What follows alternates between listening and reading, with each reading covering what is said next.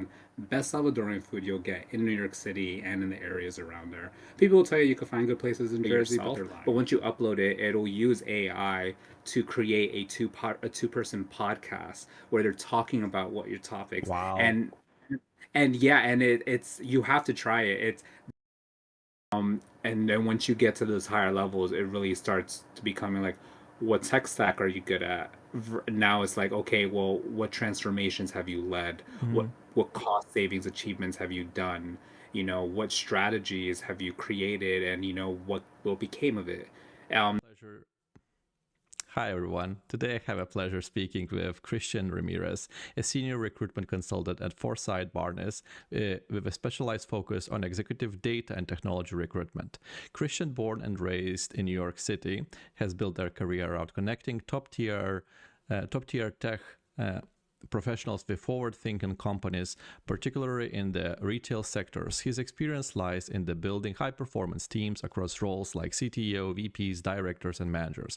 With the passion of fostering inclusive environment and driving growth through innovation, Christian, known for his strong relationship building approach, blending traditional recruitment methods with cutting edge technologies and AI. Beyond his professional achievement, Christian is also an advocate for the networking with the tech community, frequently attending meetups, events in New York City. Christian, welcome. Nice to have you. Thank you for having me, Artur. That was excellent. Very nice introduction. I appreciate that. Okay, so as I have a trend, and it's sort of like, like the name of the channel is the icebreaker. I always start with the icebreaker question, so I don't want to ruin that tradition, and at least one thing will definitely stay here. So my icebreaker question for you is the following. You are born and raised in New York City.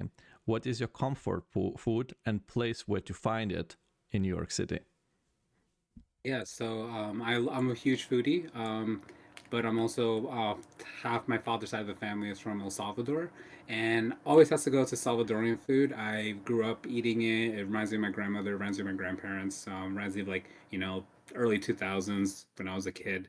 And this restaurant called Las Brisas de Salvador, which is basically means the wonders of El Salvador in Spanish. It's in Hempstead, Long Island. Best Salvadorian food you'll get in New York City and in the areas around there. People will tell you you can find good places in Jersey, but they're lying.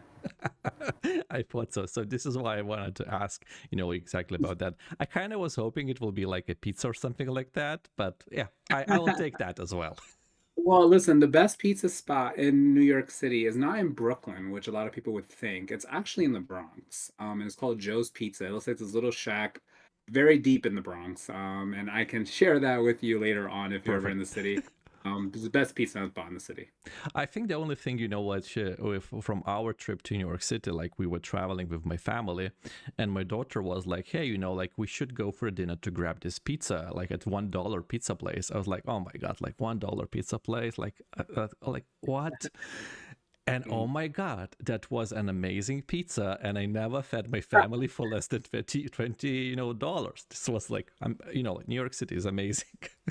Yeah, well now it's $2 pizza. Inflation got them, unfortunately. If you're ever like in by St. Mark's or downtown, like West Fourth area, you'll see a couple of them. I'll call it $2, but it's Two Brothers Pizza is what it's called. You'll see Okay. a few of them. Right? Pretty Okay, good. okay, okay. So before we get into like the recruitment and all the fancy stuff, I want like myself and the listeners to get know you a little bit. So New York City, raised and born. So where exactly in New York City? Like it's kind of has a different flavors of the city, right? Mm. Yeah, I mean, I grew up in like one of the five boroughs. I grew up in Queens, specifically like Astoria, Jackson Heights area. But I went to high school in downtown on Lower East Side.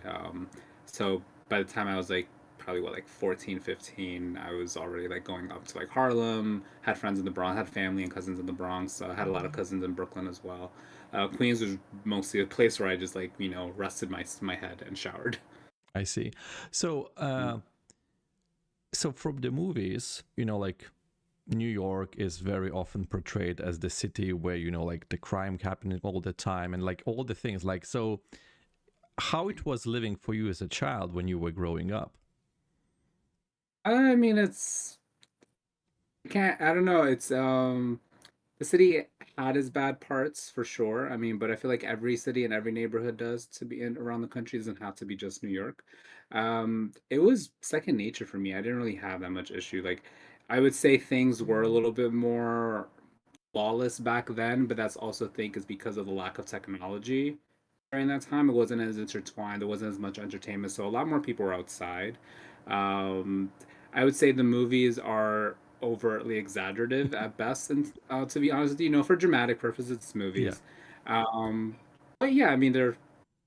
I would say that it has its bad spots, but it's gotten better. It's gotten a lot better over the years. So when you were a kid, what would be the usual ways of transportation, like across the city? Is it subway or or you didn't really need to move that much? It really depends. So I was growing up in Queens, probably up until the point I went to high school. I generally just stayed in like Mm-hmm. Jackson Heights, Amherst, Astoria. I would go to like what's now called like Long Island City. Before it wasn't really that what it Mm-hmm. is today. But yeah, no, train would be something we would go to. I lived along the 7 train. That's a central train that went right through Queens, Oh, all like directly into Times Square. So it was really, I could be in the city in like 20 minutes if I wanted to. It was always easy. Like I just had access to everywhere at a young age. I guess I don't know where my parents were at that time, but I was definitely out and about with like my cousins. I would go out with my aunt at times as well. But yeah, primarily train is what really stands out in how most people navigate through the city. People have cars mm. too. But for me, growing up, the easiest way was like the train. And the last question from your childhood, if I may, when did you realize the city in which you live? Like this is, like freaking New York City. When did it hit you like, oh, I live here. I actually live here. Was there any moment like that, or you just received that like, yeah, it's just Yeah, it was really second nature. It wasn't no like, oh wow, like I live in New York. I'm a New Yorker. Like it was already in me. I already had that pizzazz about New York because I grew up here. okay. It's not something that we realize, something we just always have. Okay. I feel like you'll get that feeling a lot of people when they move here from somewhere else. At a certain time, they'll be like, "Oh wow, like I live here now. I live in New York." I'm like, "Yeah, you do. I've always lived here." Yeah, that's good. Okay, so moving forward, so before like joining or prior to recruitment, you have worked at Electric Hawk in social media. Can you share a little bit more about it? Yeah, so like I guess some context for you. Like during college and like after, I would say I was introduced to like electronic music scene. So I went to a lot of music festivals, as most college kids do. And a lot of my friends that I ended up meeting, besides school friends, would people that would frequent these all over the country. And they were kind of like an escape for me in terms of like, from like working, school work at the time. And over time with Electric Hawkins specifically, a friend of mine by the name of Dario created it more as like a blog post, something just to wave like a fun little outlet for memes and jokes and just other engagement and maybe curating a playlist here and there on SoundCloud. And then over time we started meeting more people, started getting a bigger following like on Twitter, Instagram, and it stopped going like this is well after college too. It started growing a bit more on from there, and the next we had like a group of 10 people just like, hey, let me just run the Twitter account, let me engage with people. Oh, I know how to do like, Photoshop. Let's make like some fun memes and posters specific to us. And we started getting like a little bit of a small community. And then we centered around giving those a voice that are underground artists. So people with like not much of a following, 10 followers on SoundCloud, maybe, who we thought were really good producers and had the potential to become like headliners and really like top names in the music scene at the time. Um, then fast forward a few years later, especially like probably around 2018, 2019 into COVID, is when we started signing artists. We started releasing compilation albums of like original music that we gathered like small underground artists and local artists to make for us as a way to boost ourselves out to more Mm-hmm. in the scene. And now a lot of these artists today are signed to bigger electronic labels like Deadbeats, Wakans. They play at Insomniac festivals now, opening, touring, releasing albums now. And there's people that started like with us and friends of ours that just were inspired by the music people that we would always go see at these festivals, and then they started making their own music. And yeah, it's just the rest was history pretty much there. Interesting. then the natural question, like, what are you doing in recruitment? Like, Well, it was something that so during while I was doing Electric Hawk wasn't like my full day job. Mhm. It was definitely something that they did pay me in terms of increments, whatever funding they would get, but it wasn't like for the money. It was something that I did as an escape that I Okay. enjoyed. I was working in medicine at the time, which is something that I went to school for initially, and learned that I don't really like it.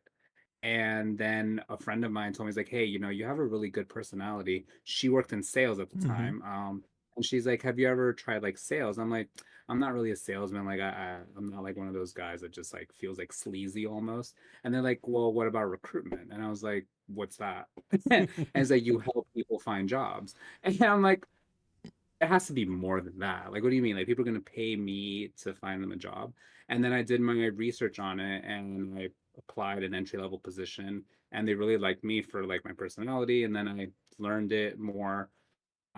And it shifted into it because, the music thing wasn't lucrative at all. I needed to pay bills. Yeah. But I still wanted to keep that aspect of Hmm. connecting people to others and recruitment, especially with like, now with Forsyth Barnes that I'm a part of, it allowed me to keep my personality and in a way my humanity while still getting to socialize with people as I previously did with Electric Hawk. So I was able to keep something that I enjoyed doing naturally. I see. I see. So it's kind of like talking with people, right? So it's not really moving that far away and to some degree helping people. So that's yeah. Okay. So recruitment. Let's like go from there. Go to there because Get to I the yeah, because like I always was on the other end of the conversation, sort of like I have no idea what's happening in the other side of the curtain, if you like. So let's, like slowly unpack all of that. yeah. So you kind of already mentioned, like your career path, how you get into those. So I guess I would want to go with something like how often does recruiters, sorry, how ought sorry, my bad, how often does recruiters get recruited themselves? Like, do you feel that there is like a do you often being recruited by the other organizations, like it's that a common trend in your industry as well?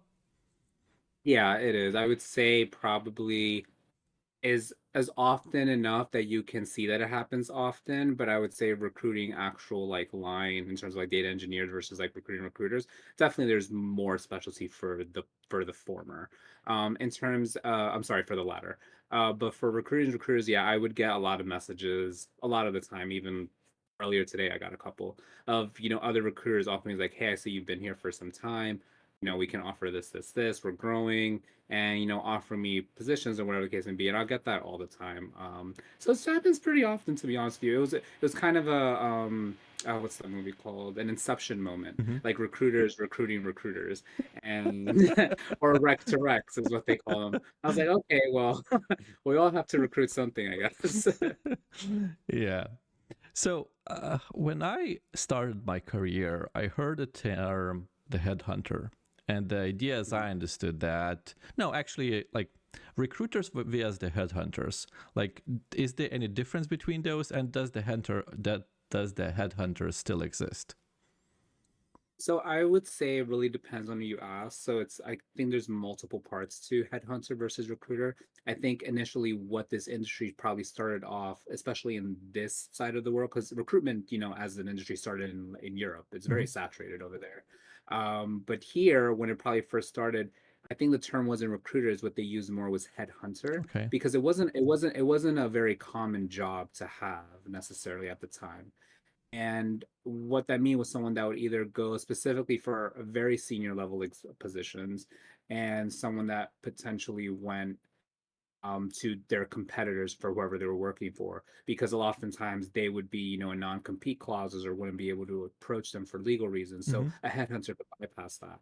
Now, I feel like recruiter, in a sense, does still do all that. Like I still recruit CTOs, VPs, very senior level people, but I also recruit the individual contributors level as well. And I really think you can use them interchangeably depending on who you ask. But like an old manager of mine would always introduce himself as I'm a specialist headhunter.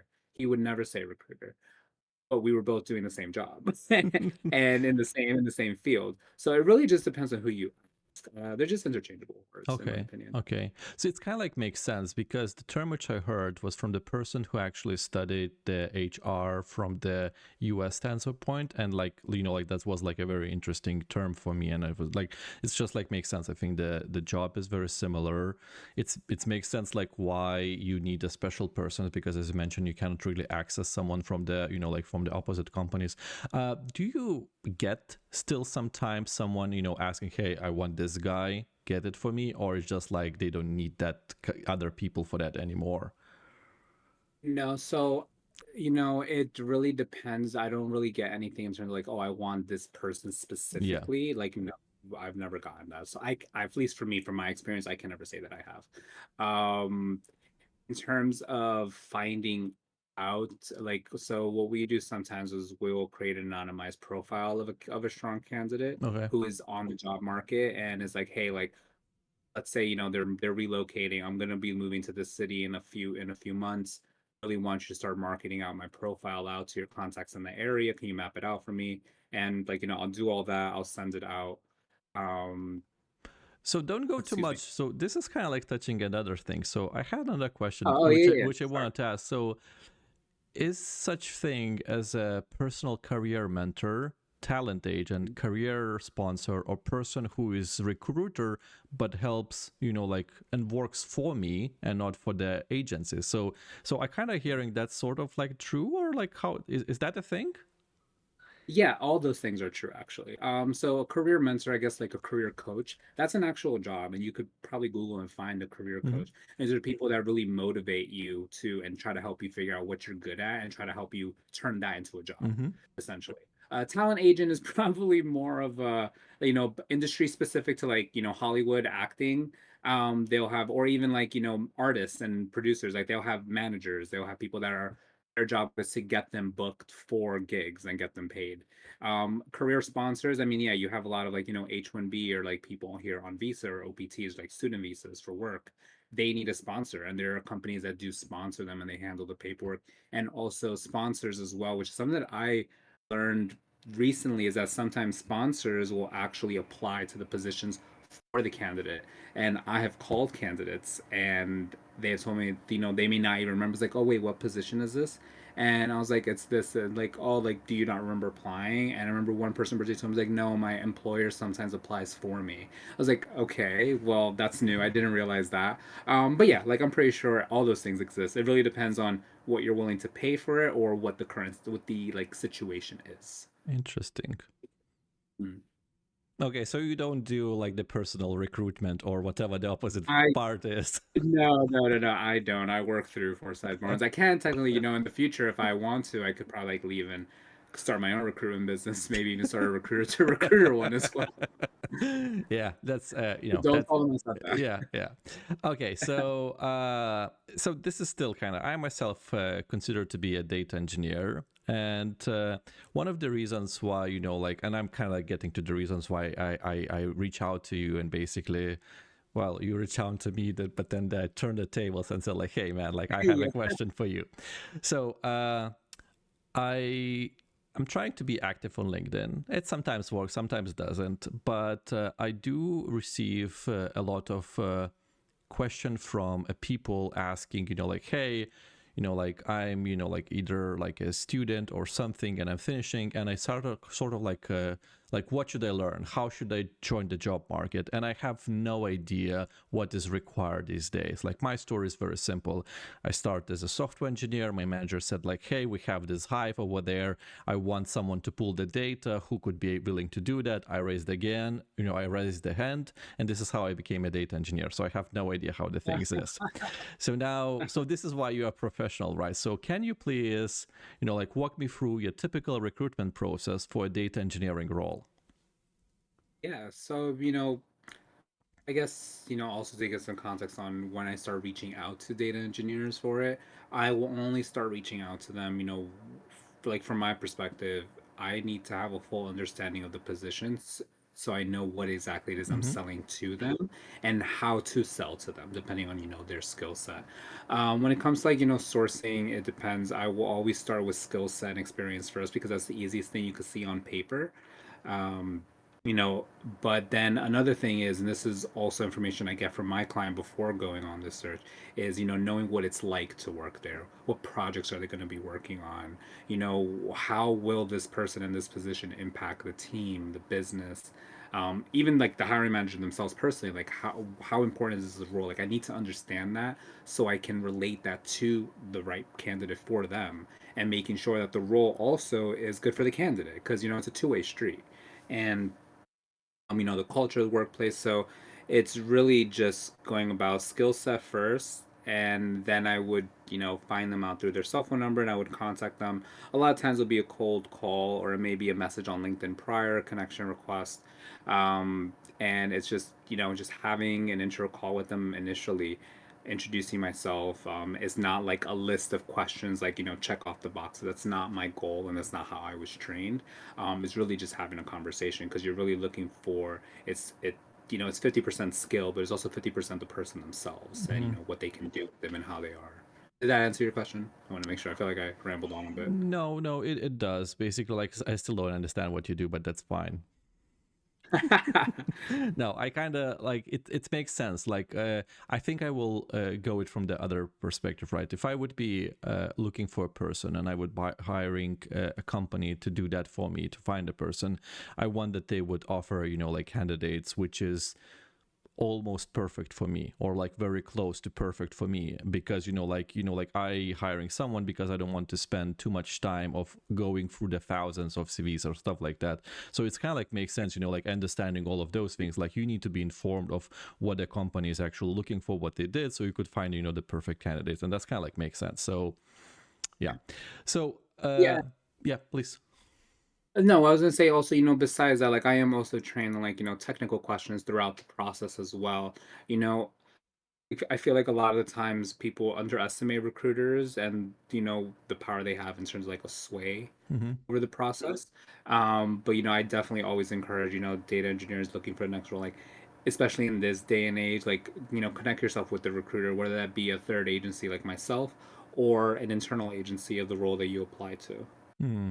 Yeah, I mean, makes sense. Like the more connections you have, the more people will see when you change your tag, like open for work. So that is always Yeah, good. yeah. Uh, Uh-huh. so do you have a difference between, like the process when you're searching, like different levels of the engineering candidates, like, like from the sort of like from this junior data engineer to the senior data engineer, is the process different? I would say not really, but also at the same time, every role is different. Mm-hmm. It really depends on what the client is looking for. I would say when it comes to, data engineers, individual contributor level, what they're looking for is their experience on using tools, how creative they use them, what they did with them, and 10 years in, industry, depending on, specifics that they would want. When you get to like the senior management level, it really starts to broaden the horizon and like big picture esque. They're not just worrying about work on an individual level, they're worrying about work as a whole and multiple moving parts. How is that going to affect a wider team? How is this wider team going to affect the department? How is this department going to meet its goals to drive overall business growth and innovation in many ways? And then once you get to those higher levels, it really starts to becoming like, what tech stack are you good at? Now it's like, okay, well, what transformations have you led? Mm-hmm. What cost savings achievements have you done? What strategies have you created, and what became of it? The level and types of questions get different, but no two data engineering roles are the same in my opinion Mm-hmm. as well. At the same time, yeah. So, like if you would choose between, like hiring, so I kind of hear, like a single contributor versus, like a manager or a person who impacts the team, right? Like which ones you prefer to like work with or hire more? So I would say a lot more that's often is really like niche senior level individual Mm-hmm. contributor roles. So like lead data engineers, staff data engineers, maybe principal, with the mixed background. Those come across a lot more often. Okay. Um, Probably followed by that would be probably director Mm-hmm. level. Surprisingly, it's not really senior managers. You don't really get a lot of senior manager positions open as much. You'll get that usually either for growth periods, but a lot of companies tend to like promoting the individual level into the manager position. But then sometimes they'll want to hire outside help at the director level and above.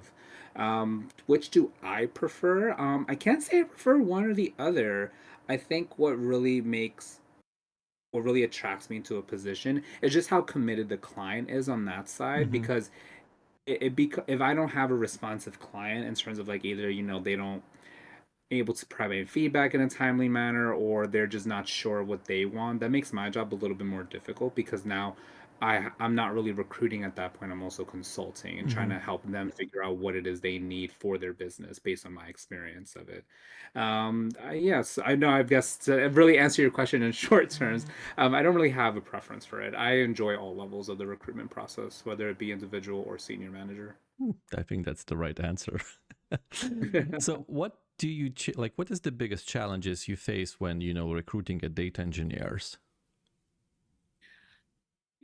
I would say, probably some of the biggest challenges also kind of goes back to the client side. What is it that they want specifically? And like, do they want a unicorn or do they want someone that's going to be able to do the job and, how much are they willing to teach? When it comes to sourcing, I would say when it comes to cold calling is probably the most difficult part. And I can relate this back to like being a New Yorker. You get a call, especially in this day and age, like spam calls, you're not going to answer. Yeah. And if you do answer, you have 5 seconds to get their attention before they hang up on you. And I would say when it comes to like sourcing and getting people on the phone or bought in is probably the most difficult part. But from my perspective and me, once I have them in and I understand a little bit more about what their needs are and what drives them, Mm-hmm. I know what to kind of sell against. I know what it is they're looking for because I'm not going to sell something that you don't need. It just doesn't make sense. Yeah, yeah, I hear you. If I may ask, like, and you don't, I understand that every role is different, every company for which, like you do the hiring is different. But I think I must ask because, like the people who will listen will be interested in. So if you would need to say like couple skills for the junior data engineer who just starting his career, like what is the most often keywords you are hearing from your clients? I think this is sort of like if you can share any of that, like do you have that list? So it's a bit different. So I just want to clarify, Yeah. at least for me, I don't recruit entry level data engineers. I Oh, usually sorry. Yeah, no, no. However, I am familiar with people that do because there are recruiters that do. Usually, they're internal, Mm-hmm. but for junior engineers getting out of school and looking Mm-hmm. for the next job, I would hope at some point while they were in school, they took advantage of internships. So, an example, a couple of like, retail companies Mm-hmm. post on LinkedIn, like, internships for this past summer that ended. You need internships. Also, it's good to have access to like a GitHub. It shows, the projects and the coding, it shows also your style when it comes to the coding, your passion for the Mm-hmm. work. As well as any networking events. I always encourage people to go to events, face to face meeting, go to mixers when it comes to that stuff. And you can find all this on LinkedIn as well in terms of like groups of it. Especially, that's a good way to network and meet people. And that's a good way to also get your first job, essentially. When it's a bit of a thing with like hiring and not just data engineering, but just hiring in Mm-hmm. general, how people want entry level roles with like 5 years experience already, in a sense, which is a bit unusual. But yeah, that's like my advice to data engineers. Practice with terms. I was actually speaking to a couple of data engineers that reached out to me, and they were very junior, and I know like I don't have any positions that would be for them. I just Mm-hmm. don't get people like positions of that level, but I still gave them the time to consult with them and say, hey, listen, what's gonna piece to me what I've seen is your experience with cloud, Python, SQL, Java, how good you are with coding, and they have free resources. Like MIT offers free Mm-hmm. resources and classes for Databricks Yeah. and Snowflake, which are two platforms that I get a lot of demands Yeah. from, as well. Getting any kind of exposure to the major cloud platforms, I would say what clients recently have been really demanding of is a lot of like, Azure Databricks, Microsoft Azure environment in Yeah. general, and GCP BigQuery. That's been a huge demand and uptake, especially with like larger retailers as well, needing that experience and that exposure. So any classes, any Google certification courses that you can take now prior to graduating, even in the meantime, knowledge, you can always keep learning something. I always encourage people to do that. That's very, very useful advice. I mean, this is, from what you mentioned, all of these things is actually easy to learn in the way that there is a bunch of resources available online for free to get into and learn. I guess you just need to put an effort into doing any of that, and then that's it. Okay. Here, Yeah. I'll do you and your viewers one more solid too. Something that's very recent, and a lot of my friends that either gone to medical school, or some friends that are in law school are raving about this. So it's called Notebook LM by Google. It's a free Hmm. tool to use.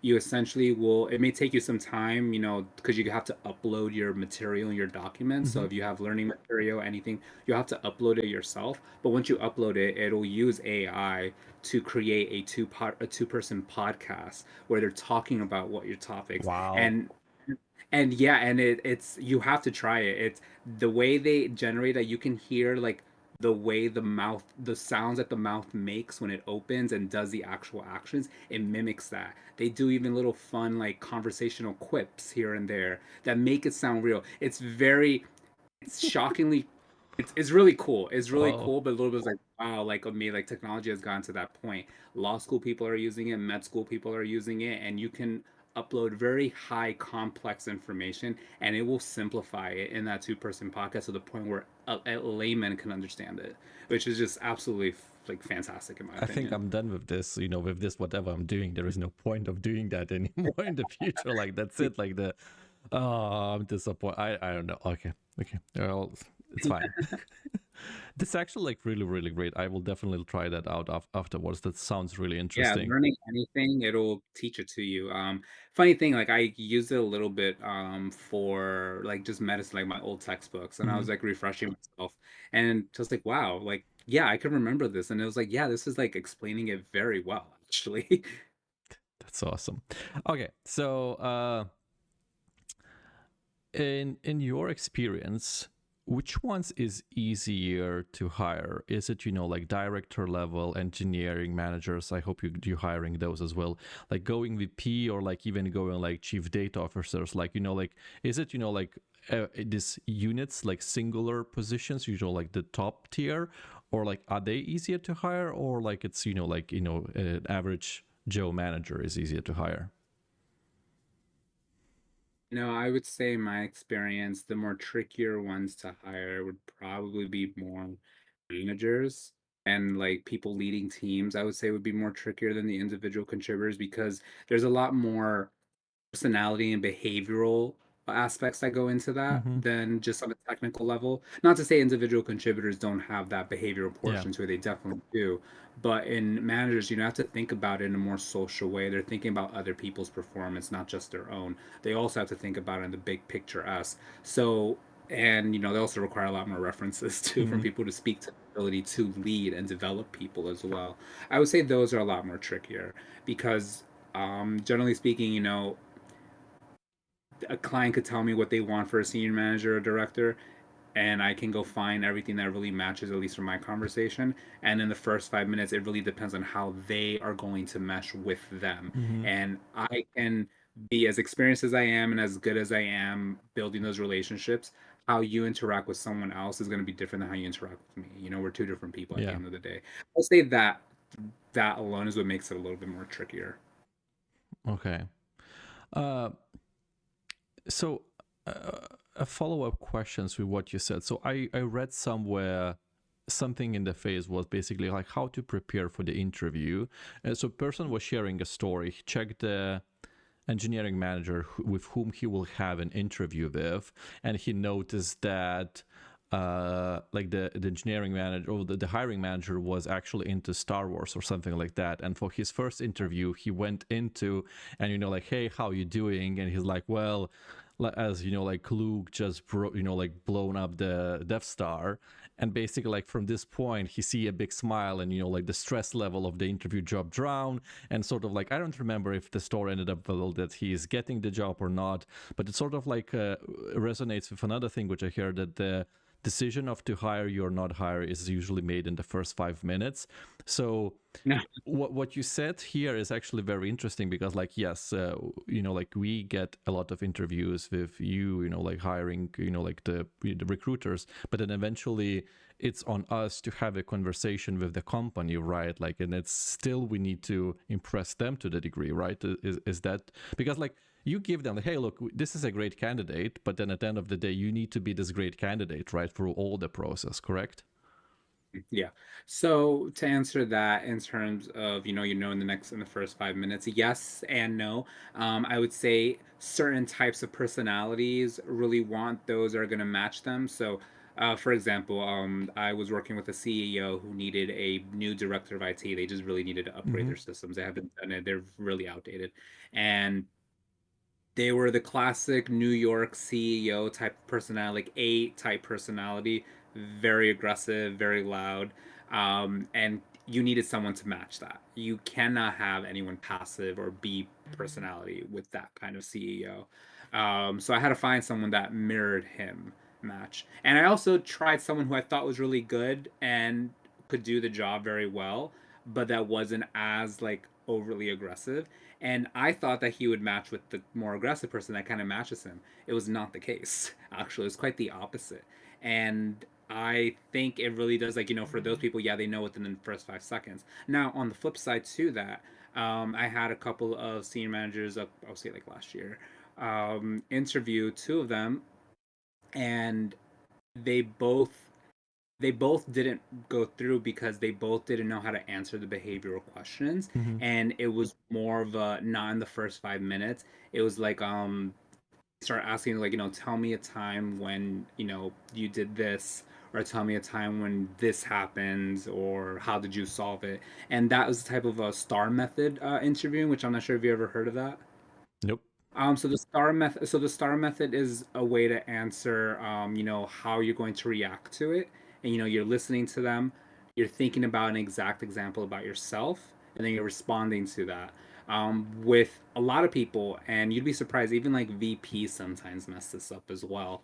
Is a certain type of style of interviewing that really peers deep into how they are and how they react in high stress situations, how to deal with like difficult managers, difficult, maybe deal with the failure. Like how do you deal with failure? How do you come back from that? And I can definitely also share this with you because there was a study done on MIT that was data driven about this. And I share this copy with a lot of my candidates when it comes to prepping them for interviews.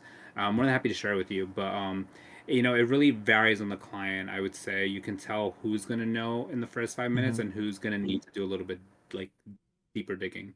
So is this I never, like heard a recruiter sharing anything with me. Maybe I didn't ask. So maybe we should, like, we know, like every time when the recruiter approaches us, like, and we like, in the position where like, yeah, I kind of like stay with the company for 5 years. It doesn't go anywhere, and maybe I want to change something. Should, people Yeah. be just like, hey, hey man, can you help me with this position? Like, what should I practice and do these sort of things? Is that something what is okay to ask recruiter? Yeah, I mean, it's so when you're asking a recruiter, recruiters at the end of the day, unless like internal, we're on the candidates team essentially, because I work at a percentage base. So of course, the more you get, the more I get. And I'm always going to try to fight for you to Mm-hmm. get the best possible deal for that. So I'm always going to be on the recruiter side. I always try to ensure they are prepared Mm-hmm. with that because interviews, sometimes interviews could be really nerve-wracking and people could get nervous. I've had candidates interview with clients, and the client's like, I like them, but they didn't seem as confident. And then I would tell them, like, hey, listen, like, they said you weren't as confident. Like, were you nervous? I'm like, yeah, first time I really liked this job. I'm just, the nerves were hitting. I was like, all right, well, take a breather. And I, coached them through it, and I had them interview the team, and it was like night and day difference in terms of like the nerves. Like the personality was there. It just was hidden, they were kind of like just being their own blocker in a sense. And I always learn on a policy, don't ask, don't get. Mm-hmm. you might as well ask. The worst they'll say is no, Yeah. and that's the worst. And even if that's the worst, it's not that bad. And most of the time, if you just ask, they have no reason to say no. Yeah. Especially recruiters that are working with you. Good recruiters will always share any tips and tricks they can with you to make sure that you are as prepared for the job so that you can get the job. And if you don't get the job, it's not because of you. It's just because, a level of experience. And I've had this happen before where, they really had nothing bad to say about feedback about the candidate. They just had someone else had more Yeah. relevant experience. That's so, yeah, that's Yeah. it. And if you ask a question and a recruiter doesn't give anything, reach out to Christian. He'll definitely share something. Yeah, I'm always down to coach. I've I feel like I always have like a teaching type personality. I mean, I've tutored in school. I've always tutored, always teach people. I really like doing that as well. I think which is why I've been pretty successful at this job as of yet. I'm all about building relationships. Like the money is a huge good factor for this, but building the relationships and helping people is just more fulfilling to me. Yeah, of course. I mean, that makes total sense. Thank you for this one. Really appreciate. So Yeah. moving forward, so uh, did you notice any change of the data engineering roles in recent years? And change in like what do you Like mean like exactly? in change of like what is. So as I said, like when I started, we have this data, who can pull it out, and I feel like, well, SQL, you can get a job. Like so, like in the recent years, does the requirement for the data engineering roles have changed? Like, and now especially with all the AI stuff, does that made a change to like sort of like what the companies is looking for, or it's sort of like already predefined industry? Yeah, so I can only speak in the space that I work in, Yeah, I so understand. specifically the consumer market. So things may not be the same for like a flashy startup where they will Hmm. probably be more inclined to like test new tools. But from my perspective is tools that have a use case study are always and proven to be effective are always going to be the highest demand Hmm. ones. So some techs that are other techs that I'm getting in demands for would be like, DBT, for example, integrating some modern software with like data management tools like Airflow, Spark, Hmm. Databricks, GCP, BigQuery, big cloud platforms. These are the high demand skill sets that I'm getting for any of my roles. Kubernetes as well is a big one. Probably one of the more uptick in some of my recent roles that I've gotten as well. Now in terms of like cloud experience, Databricks, BigQuery, Snowflake as well, or something I'm also getting a huge demand for, and also just having a deep understanding of beyond just data engineering. They want you to have an understanding of the platform off of Hmm. which the data that you're working with sits on, platform architecture, maybe even some understanding of like JavaScript, some back end development, not just Hmm. ETL processing. Yeah. So I would say that's what's trending or like mixing is a mixture of background. They want you to know a little bit because a lot of the times a lot of the teams that I'm like helping build need to be cross-functionally Yeah. trained because they're working with other areas. It's one wheel of a big, is one cog of a big machine, essentially, is how this works. This is what you put is actually very interesting and accurate. Like, it's very often depends, like the requirements for the job and also requirement for the position very often depends on the industry you're getting into and how mature the industry is. And as you're absolutely right, like if it's a startup, very often they would use the tools which you'd never heard about or which just appeared, last week.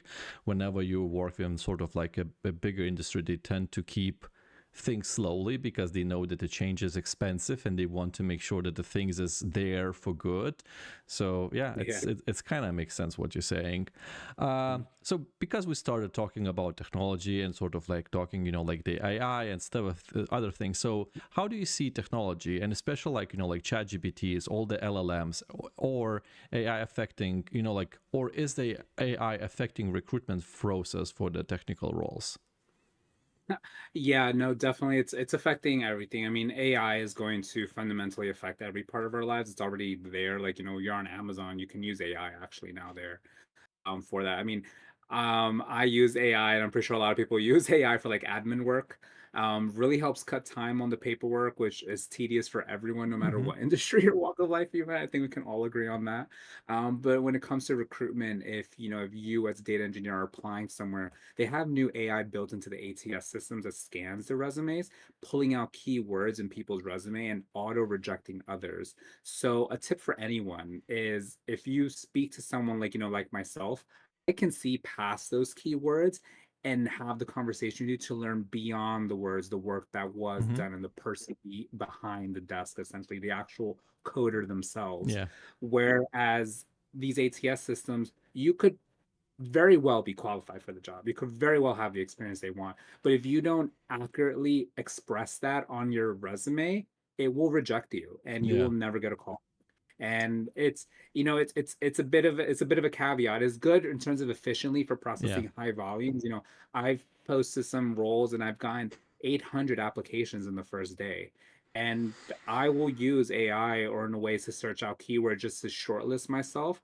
And at times I'm always thinking to myself, you know what, there's probably a couple of people in there that just didn't put this there or is not there often enough and it just didn't pick it up. And I'm sure they probably would be good for it. And I always tell this to everyone, make sure the skills that you have experience with are there and not just in a portion of your resume where it just says like, oh, skills. Mm-hmm. I want to see them in your actual roles that you held and what you did with it. It's not enough for you to just list it. I need to know what you did with it as well. Otherwise, you won't get past you won't be getting a call back essentially. Which it does suck, but it is the way we can try to do job because it'd be impossible for me to sift through 800 applicants in a day on top of other roles that I'm juggling as well for other clients. So, okay, so you can use ChatGPT. I also can use ChatGPT, right? I could go smart. I can take the job ad and say like, hey, Mhm. ChatGPT, this is the job ad and this is my CV. Now, please change my CV so it would pass through the, sorry, I forgot the acronym you use for this automated screening. So automated screening something, right, for the CVs. So like, isn't that, like that might work today, then everybody will start doing, and eventually you will end up having 1,000 CVs which pass through the screening test because they all have everything, and then you will have more manual work to do. No.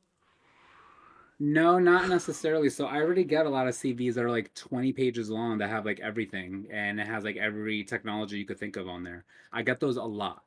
And you can tell Okay. that it's not accurate. You can just tell, by the way. You can tell when a resume is AI driven. They Mm-hmm. teach us that here. You can tell because a lot of the times the way AI does it, the tools that you're like what you're actually doing with it, it doesn't explicitly say anything unique or different. It seems very regurgitated. Mm-hmm. The thing with AI as we're using it, it's not AI, it's not true AI, it's not ever evolving and Mm-hmm. thinking on Yeah. its own.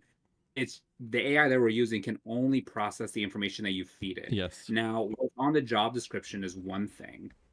When you're actually in the interview process, it will ask you questions that you probably won't be able to answer because you just use it. So there's a big difference when I tell people to like use AI to help make it easier.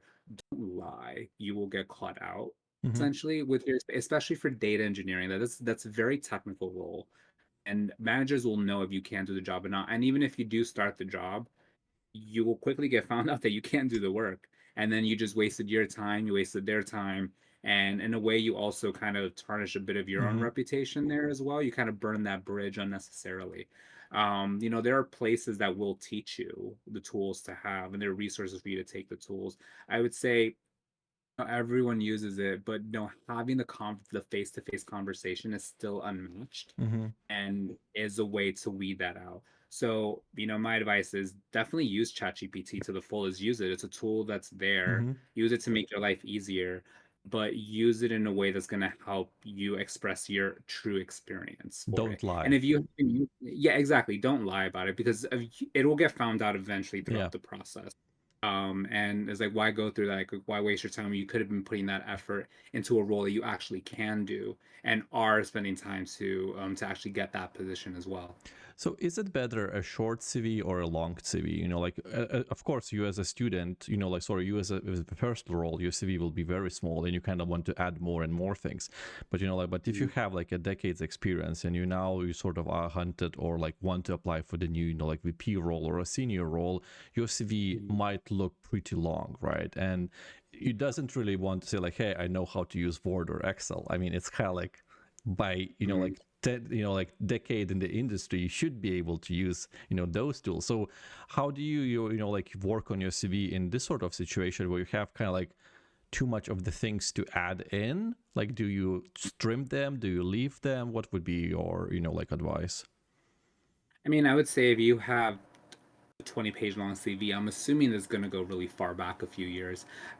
So a couple things you do, and if it's like 10 years ago, especially in the tech space, technology is evolving. What was there 10 years ago is not going to be viable there. Yeah. It's not going to be relevant. So you can just put in paragraphs, other positions held, just one sentence, the company, the title, the years, and that's it. And you just bullet point them at the end. What you are going to put is your most recent experience, at least probably the last like 5 years or so, and make sure you have like the industry experience there. And you're going to put your metrics, you're going to put your information there because that's going to be more relevant to the job now. And I can't really speak for other markets Mm-hmm. specifically, but for the tech industry, there's no reason for you to put what technology you worked on in the early 2000s. That's obsolete now, unfortunately. Yeah.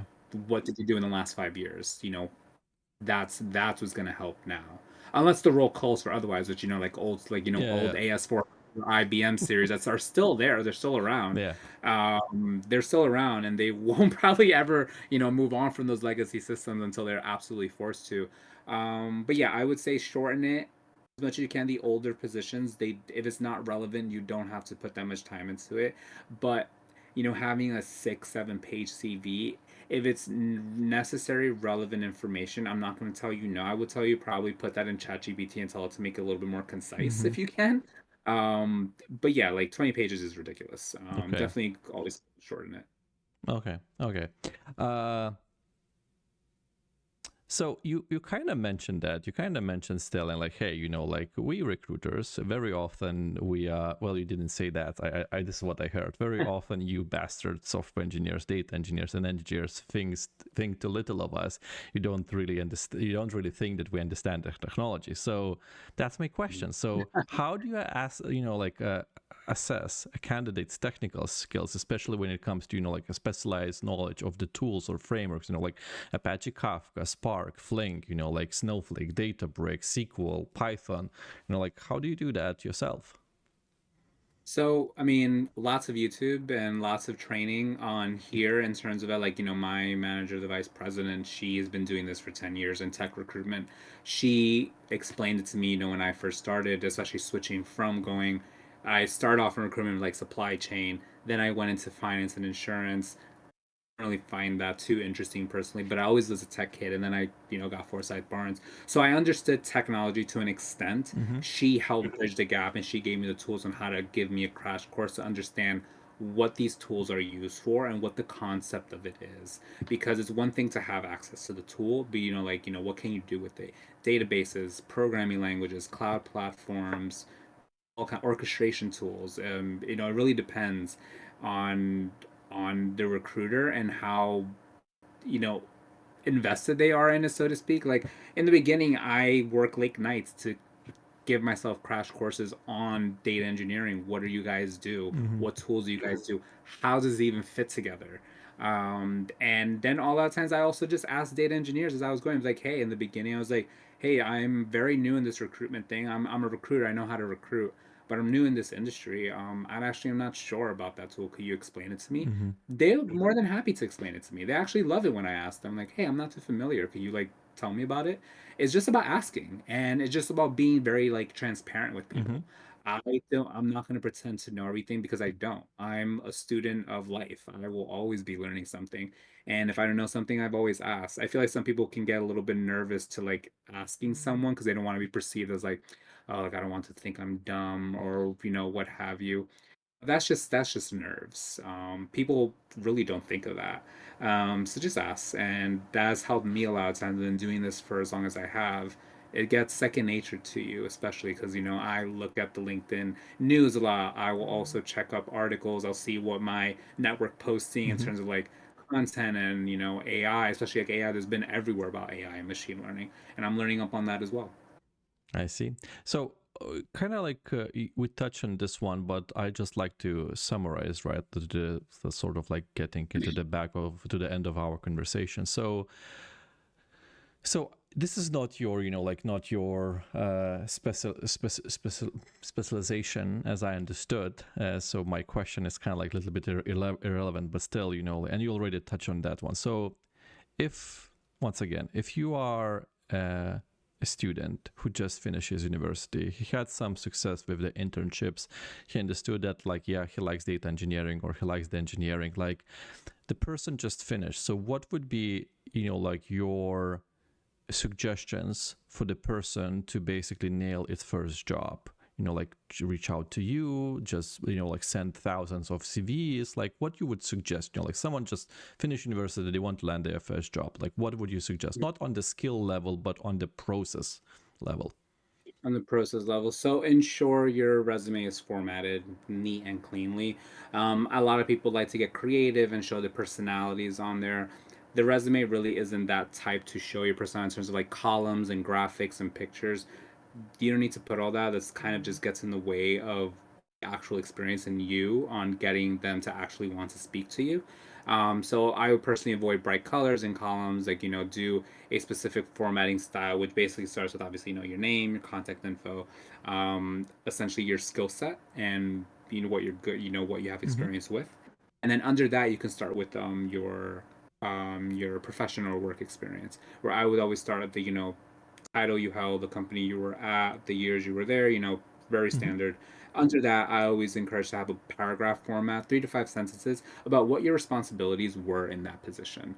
And then under that paragraph, in bullet form, you will put your achievements and what you actually achieved in that role. Mm-hmm. And then this is where you put your metrics, and that makes it. And if you do this for every role, your resume will be very easily readable and digestible, and it was going to show bam, bam, bam what they achieved and tell them about them immediately for the hiring manager to look at, even for myself to look at. That's going to pop out to me immediately. I'm like, okay, great. This person has achieved things in their role. I'm gonna give them a call. So formatting the CV, because remember that's a representation. That's the first thing we see Mm-hmm. before we actually meet you. Yeah. So you want to make sure that's very clean and formatted. I have gotten CVs that are very lazy in terms of formatting. The fonts are all different sizes. Like if you cannot be bothered enough to just make sure everything is consistent, how well are you going to be in doing a job that requires that in a way? You actually Um, get such CVs. I'm sorry for interrupting you. yeah. I Oh get my. CVs with different format. Listen, I've gotten CVs with no phone numbers on them, and I don't know how to call them or contact them. I would try with the email, but then they won't even respond to the emails. I'm like, why did you apply? I just don't understand. My mom Um, told me to apply. Yeah, seriously. And mind you, this isn't just individual contributors. I have gotten director level resumes that are just horrible.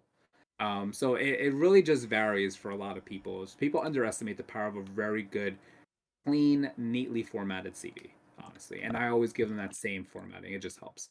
Another thing for them is, I know I touched on this, reviewing the STAR method, which again, remind me to send this to you so you Mm-hmm. can post this as well. The site by MIT. It just teaches you how to think of questions to ask for to make it more of an engaging conversation and not just like, okay, did you do this? Yes. How many years? 5. How many years experience do you have this? 4. Like that's not a good conversation. So always show them. And I also encourage people, networking and reach out to a recruiter like myself. If you apply, if you cold apply to a job, I always tell people find a recruiter in that company, whether if it's internal, that's fine, but find someone to reach out to and reach out to a hiring manager you think this role will be reporting into. A lot of times, some job descriptions will tell you what teams they're reporting into. You can kind of do a little bit of like reverse engineering in a way and search out who it might be. It always helps to reach out to them because for me as a recruiter, when I get, 500 applications in the first few hours, and if someone messages me on LinkedIn like, "Hey, Christian, I applied for this role, really want you to look at it," guess what? I'm gonna go look for their name in that pile, because it seems like, okay, great, you reached out, you're actually doing the work for me, making my life easier, great, and I'm gonna immediately remove you from that pile of 500 that I would have just started at the very Yeah. top and worked my way down otherwise. So always encourage people to reach out and just going to events. Definitely be social when it comes to this. This is a time of being like social off. I know a lot of data engineers probably started off as being like isolated, siloed people that are just, somewhere in the dark coding in a dark room somewhere for hours on end. And with this day and age being with how important data is now in our everyday life, it's more valuable than gold now. They're wanting more socialization now, and networking really helps because at the end of the day, a very big thing I learned in terms of hiring recruitment, it's the skill set is one thing, but it's also who you know as well. Mhm. So, okay. So let's, by the way, a great answer. I hope that will be, like useful for many starting their careers. Now, let's Mm. say, like you worked for a couple of years in the company. So what is your opinion on the job hopping? Like good, bad, good in the early of your career? Like what's your, like suggestion on that one? So this sort of like, like the person who, like worked for 2-3 years and now thinking of changing the job. So like any advice for him you would give? Yeah, I mean, 2 to 3 years to change a job is pretty standard a lot of times, and I will say, I'm not sure how this will be perceived from like a client and Mm-hmm. like, stakeholders perspective. But hiring budgets sometimes are a lot bigger than promotional budgets, Yeah. and a lot of That's times to just increase your reality, salary. and like I Yeah, understand. yeah. It's like sorry for interrupting you here, but like it's if some company is pissed about that, then they need to look into their budgets of how like they do, and then it's just reality because like both you and I have seen a bunch of LinkedIn posts with saying like, hey, like for the same job I do, they offer 20%, like more. Like, why should I stay in this company? And it's just like makes a sorry. Continue. No, no, no, no, no, you're fine. No, I mean, you bring up very good points as well. It's a two-way street almost. It's like, why would you not want to raise more promotion to keep the person, especially if they're good? Yeah. Because it takes a lot more to find their replacement, onboard that person, get them up to speed. That's a lot of hours of Yeah. your training, people's training, and then they're doing multiple jobs. It's a lot to do that. So yeah, no, you bring up a very good point. But besides like moving 2 to 3 years, like that's pretty standard. I do like that. A lot of times in data engineering, and this is, I think, I wouldn't say specific to our industry, but in my experience from the industries that I've recruited in, this is the first time for me, is there's a lot of contractors here on this side than Okay. there were in my previous. So like in insurance and finance, there's not really contractors, like they're all permanent roles, and I only work permanent positions Mm-hmm. now. But like I do have a separate team that does do contract data engineering, and a lot of the times, they will apply, but they did contracts, so they have multiple jobs in the last 2 years Mm-hmm. almost.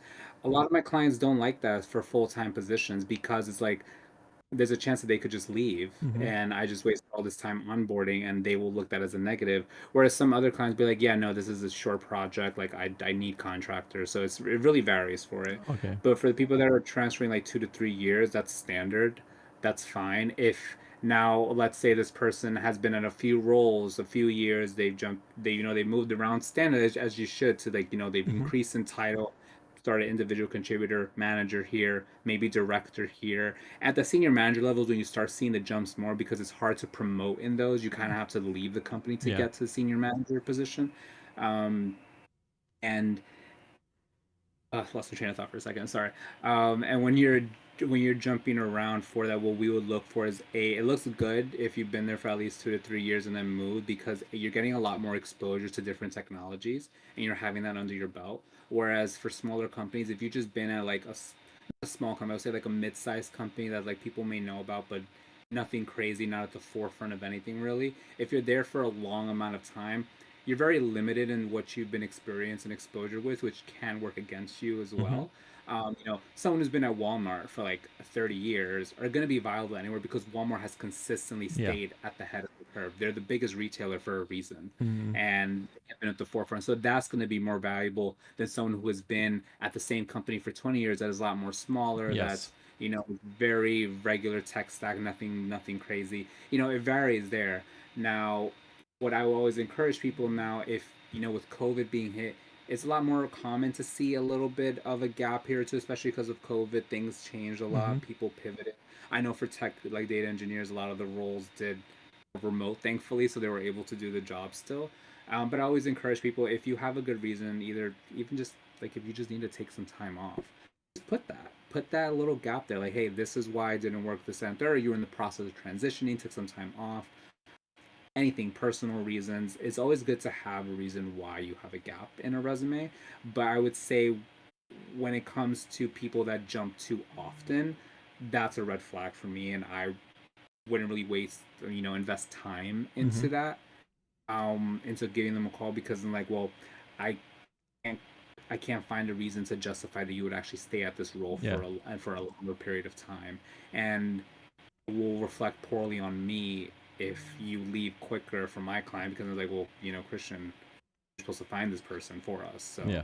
yeah, it's Yeah. a bit more tricky. So, and then kind of like, so imagine now, like a different person who is working his, his job. He's happy with the job. He doesn't think of changing the job. Would you have like any advice for such kind of person? I mean, it would depends if they really would want advice, because they're pretty good where they're at. And I would always say to people that are happy where they're at and that aren't looking to leave, it's usually where the top talent lies, in my opinion. I always try to reach out to people that are in current roles and try to learn what it is that they would want, and then try to find them something that matches, or be like, hey, well, this position actually offers all that you're asking for. I always tell people to keep an open ear. You never know what can come across. I have the lucky of actually experiencing that a couple of times, where someone told me, hey, I would have never applied to this job. I actually would have never thought to be in this job if you hadn't reached out to me, and this is perfect for me. Conversations are free. You never know what can come along with that, and that's my advice to people that are happy where they're at. Just keep an open ear. Yeah.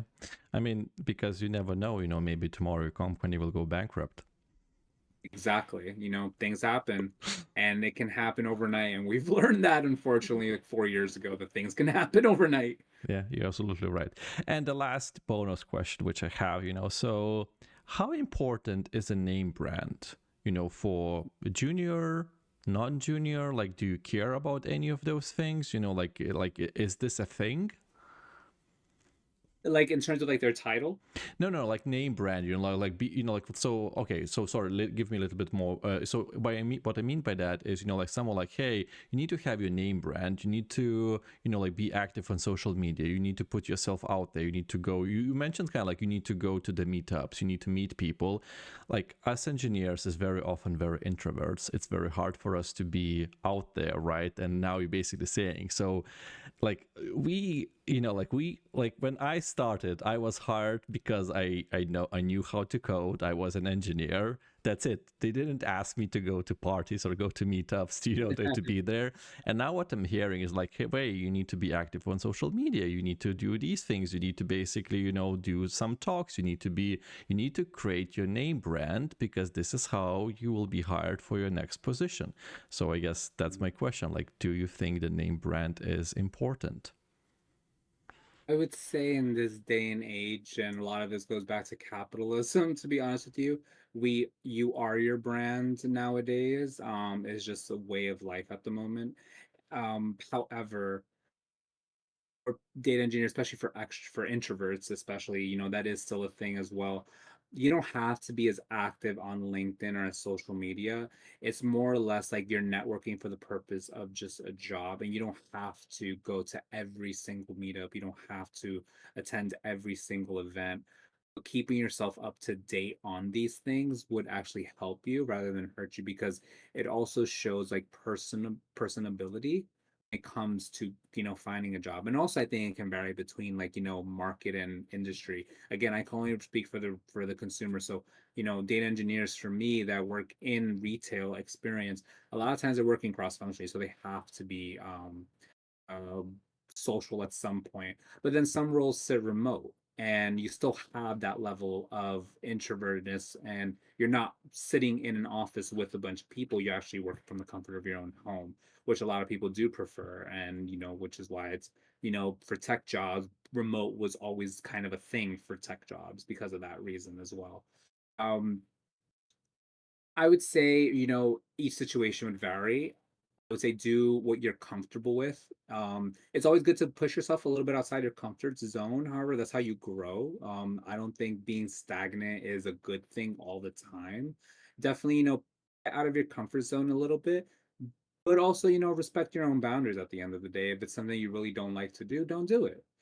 I feel like that's what I would always say. It's you'll find your job for that. You'll find a manager, you'll find a position that is right for you. And that's kind of usually where I come into the picture to help find that and be that bridge to find that right opportunity for you. So with that, with that, I would like to conclude my interview with Christian, who helps people to find their next best job in life. And Christian, thank you very much. I really appreciate you joining me today. Yeah, I appreciate you having me. This was a pleasure, Arturos. Yeah. Thank you so much. Okay, everyone, take care. Bye.